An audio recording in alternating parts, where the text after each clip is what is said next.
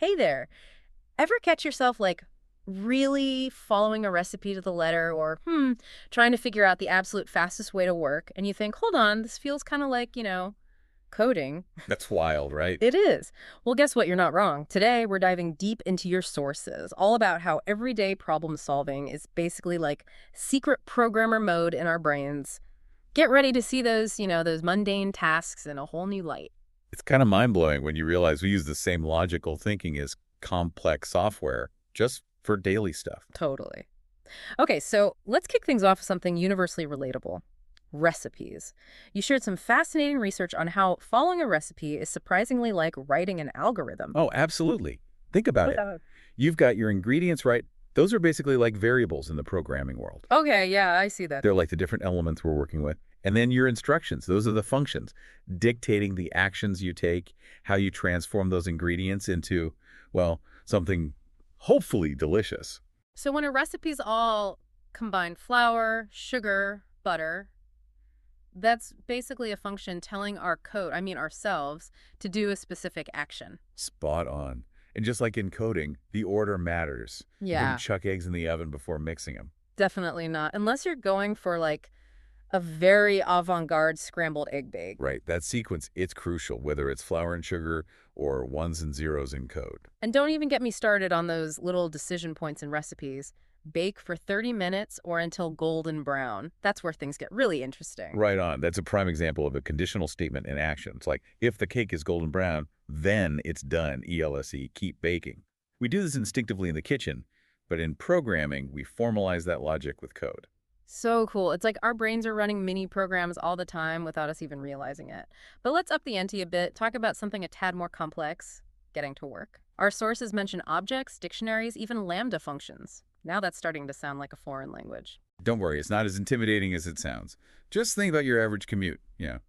You've got multiple routes to choose from, each with its own quirks. Okay, so one route might be shorter but with tons of traffic lights, while another is longer but mostly highway. Exactly.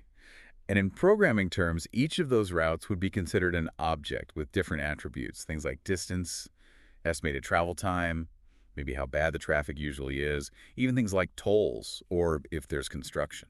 So each route is like a little package of data, all neat and organized and ready to be analyzed, basically. Precisely, and that's where dictionaries come in. Think of it like this. A dictionary lets us store and access this route information crazy efficiently. You got it. Each route with its distance, time, all those factors, it's like a key value pair in our routes dictionary. Okay, I'm starting to see the method to my morning madness here, but those lambda functions, those still sound kind of like, I don't know, science fiction-y to me. Okay, how about this? Imagine you've got a self-driving car, right? Super futuristic. You hop in and tell it, get me to work, BUT, avoid tolls and traffic like the plague. Hmm. Behind the scenes, a Lambda function could be personalizing your route based on that. So if I'm feeling adventurous and have time to spare, I could be like, prioritize scenic routes, and it calculate based on that. That's wild. Exactly. Lambda functions let us define those custom rules, preferences, making our digital tools way smarter, like having a personal assistant who gets what you want in a commute. This is making me appreciate the hidden complexity of just existing and getting Right. places. And this whole optimization thing, it goes even further. Let's switch gears from commutes to something we all deal with, Yeah. budgeting. The sources had some great points about how we're kind of unknowingly using programming logic when we manage money. Okay, now we're talking. If there's a way to code my way to a perfect budget, I am SO in. Because right now, my bank account feels more like a bug-filled program than, a well-oiled machine. Uh-huh. I feel you. Okay, picture this. Your paycheck hits your account. That's our starting point, the income variable. Now, how do you usually track spending? Got categories, right? Rent, food, fun money. Okay, so instead of a shoebox full of receipts, I should be envisioning those neat little dictionaries again. Bingo. Each spending category, that's a key in our budget dictionary. And the amount spent becomes its value. And just like with the routes, organization is key why. But budgeting isn't just about tracking where the money goes, it's about the decisions we make, right? And you know where I'm going with this. Those if-then-else statements. 100%. Imagine opening your banking app and it's like, whoa, you went overboard in this category. That could be an alert firing off. If spending is over the limit, then show a warning. Those conditionals keep us in check. It's like our apps are running mini programs in the background, making sure we don't splurge on concert tickets when we should be buying groceries, right? Exactly. And it's not just apps. This kind of thinking helps us with money decisions every day. So next time I'm debating takeout versus cooking, I should be doing a mental if-then-else statement, weighing the options. There you go.